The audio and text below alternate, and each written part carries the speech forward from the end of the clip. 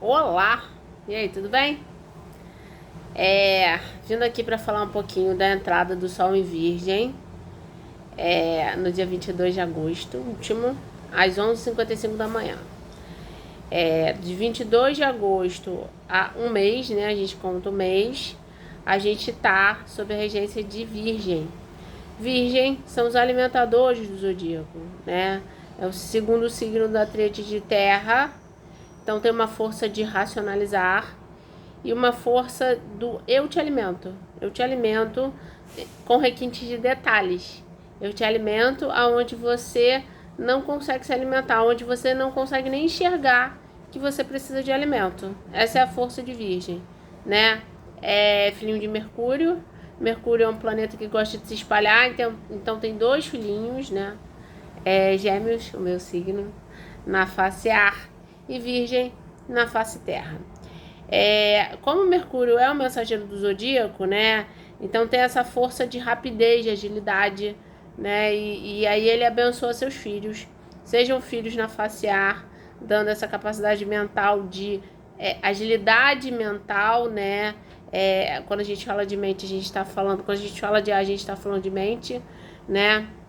E quando a gente fala de mente, para geminiano, a gente está falando de rapidez e agilidade mental. E aí ele dá os seus filhos na face terra exatamente porque ele não dá os seus filhos na face ar. Porque dificilmente um geminiano vai ser focado, simétrico, né? Vai parar para reparar simetricamente nas coisas, vai conseguir olhar espaços e obter medidas visuais.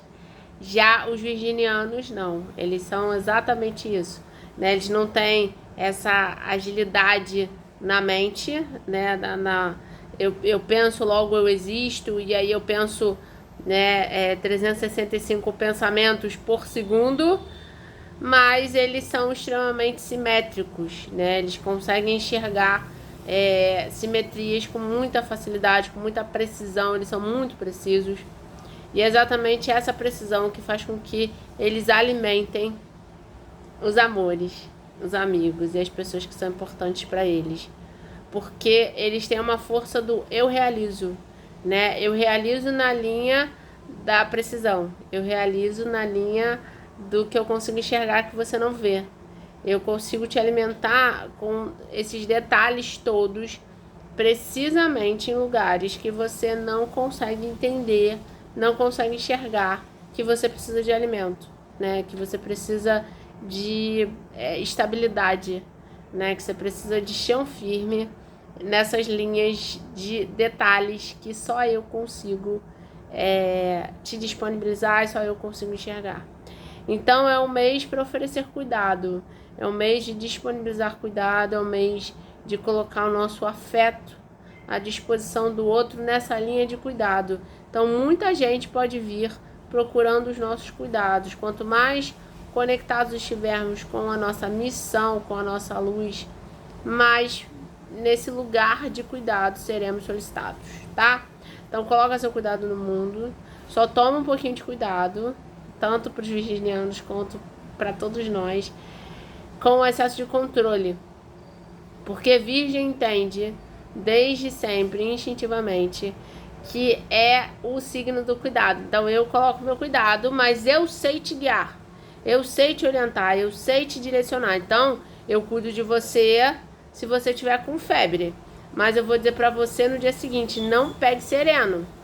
E aí, gente, estamos no planeta Terra, né? Terceira dimensão. Então, os humanos, os seres vivos têm livre-arbítrio, mas os humanos, sim, né? Sim, mas temos. E aí as pessoas fazem o que elas querem, né? Então, entender que a vida é incontrolável. Entender que por mais que a gente seja dedicado e cuidadoso, nem sempre a vida vai responder a gente na mesma linha da gratidão em relação ao nosso cuidado.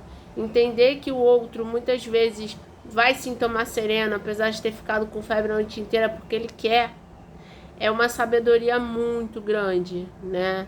É um desapego muito grande num lugar de maturidade. Então é o nosso teste durante o mês, né? Para o próximo mês, né? De agora até setembro, né? Até a entrada do Sol em Libra, que a gente consiga exercer esse desapego em relação ao controle. E cada vez mais as pessoas estão navegando nessa linha de controle, porque cada vez mais a vida está incontrolável. É doido falar isso, né? Mas é porque o controle, ele aparentemente coloca a gente numa situação tranquila, coloca a gente numa base sólida. Se eu fizer isso, o resultado será aquilo. Se eu cuidar de você, você melhora da febre, você ficar bom ou ficar boa, e aí você vai estar bem, porque eu vou cuidar de você, vou te dar todos os remédios, eu vou te indicar o que você vai comer, e você vai fazer exatamente o que eu mandar, e você vai ficar bem, e você não vai mais atazanar meu coração, preocupada com você. Só que a outra pessoa tem livre-arbítrio, né? Ela fala, não, beleza, obrigado por ter cuidado de mim, mas eu vou pro Sereno sim, porque eu tenho uma festa pra ir hoje, eu tenho uma parada que vai acontecer ao ar livre. E aí? Ou então, se eu fizer isso, eu vou ter essa resposta. E aí, normalmente, eu faço isso e não tenho essa resposta. E aí, como é que eu fico? Então, quando a gente fala de controle, parece que, tipo, a pessoa que é controladora, quer controlar o mundo, é ciumenta, é possessiva, é obsessiva, é abusiva. Não é só nesse lugar, não, gente. O controle, ele tá muito dentro da gente. Porque quando a gente quer controlar, é a nossa forma de ter a certeza que aquilo que a gente está fazendo vai dar resposta. Eu preciso dar conta disso porque eu quero, sei lá, obter um aumento de salário no final do mês. E às vezes você vai dar conta disso, vai fazer muito bem feito e o aumento do salário não vai vir. E aí você faz o quê? Você fica frustrado, recalcado, chateado, aborrecido, deprimido, entendeu?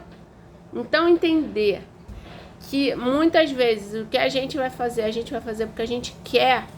E a gente não tem como controlar a reação do outro. A gente não tem como controlar a vida. A gente não tem como controlar as atitudes das pessoas ao redor. A gente não tem como controlar o bem-estar dos outros. A gente não tem como controlar o tempo, né? A gente calcula, vou chegar na hora tal. E aí eu acordo, tomo meu banho, né? Penso lá no meu transporte, tomo meu café para chegar na hora tal. Não, eu vou sair de casa mais ou menos a hora tal, porque eu vou chegar na hora tal. Chega no meio da rua, tem um engarrafamento, tem uma batida, eu vou pegar um ônibus, o ônibus não para, o ônibus atrasa. E aí a hora tal que eu falei que eu ia chegar, o que eu me programei para chegar, eu chego meia hora depois. Então, entender isso é uma sabedoria difícil pra caramba, né? E que muitas vezes a gente trata em terapia, tá? Porque entender que o controle não faz parte da gente, que a gente não tem o que fazer em relação a isso, a maior forma que Deus, a luz divina, a sabedoria, né, seja lá no que você acredite, mostra pra gente que a vida é incontrolável, os seres vivos morrem, gente. Tudo aquilo que a gente tem de referência daquela pessoa, fulano eu encontro no endereço tal, fulano tem o CPF tal, RG tal, fulano tem tantos anos, o telefone tal, de repente deixa de existir em terra. Ah, beleza, passa a existir espiritualmente, né? Eu sou a pessoa que acredito na espiritualidade, na vida pós-morte, espíritos são imortais, né? Sou astróloga, então não tem como não acreditar. Mas as referências, né? Tudo aquilo que a gente tem de referência, se eu for no lugar tal, eu vou achar o fulano. Eu ligo pro fulano e falo, pô, fulano, eu vou aí tomar um café com você, vou comer um bolinho, vou almoçar, vamos encontrar, vamos tomar um café, vamos bater um papo. Tudo isso deixa de existir. O número do fulano já não tem mais. O CPF do fulano não tem mais. O RG do fulano não tem mais. Então essa é a maior forma da vida, da luz, da espiritualidade de Deus dizerem pra gente, a vida é incontrolável. Tudo aquilo que você tem como referência em relação àquela pessoa deixa de existir. Então, é o momento para treinar o não controle. Abra mão. Não tem jeito. Ah, eu vou abrir mão de tudo. Não. E aí é que tá um outro ponto, né? Porque muitas vezes a gente fica nessa, eu não vou controlar mais nada, eu vou viver uma vida de riponga, como se tiver comida, se não tiver dinheiro, não tem dinheiro, não preciso trabalhar. Não é assim, gente. É a gente fazer a nossa parte em cima daquilo que a gente acredita, em cima do que o nosso coração manda, é a gente colocar o nosso cuidado, é a gente ajudar as pessoas, é a gente exercer essa capacidade alimentar, mas entender que a gente precisa muitas vezes fazer isso de forma abnegada, de forma generosa. Eu faço porque eu acho certo, eu não faço para ter recompensa sua. E esse é o grande desafio de Virgem, né? O grande desafio do Sol sob a égide de Virgem para 2024. Então, pensa nisso, segura um pouquinho seu controle, exerça seu cuidado na linha da alimentação, alimente seus amores, alimente seus amigos, coloque sua luz para fora, sem esperar nada em troca, tá bom? Eu volto para falar de alguma outra coisa que esteja aqui ou lá em cima, que mexa aqui e mexa aqui. Beijo, bom Sol e Virgem para todo mundo, que a deusa da alimentação seja complacente e condescendente com a gente.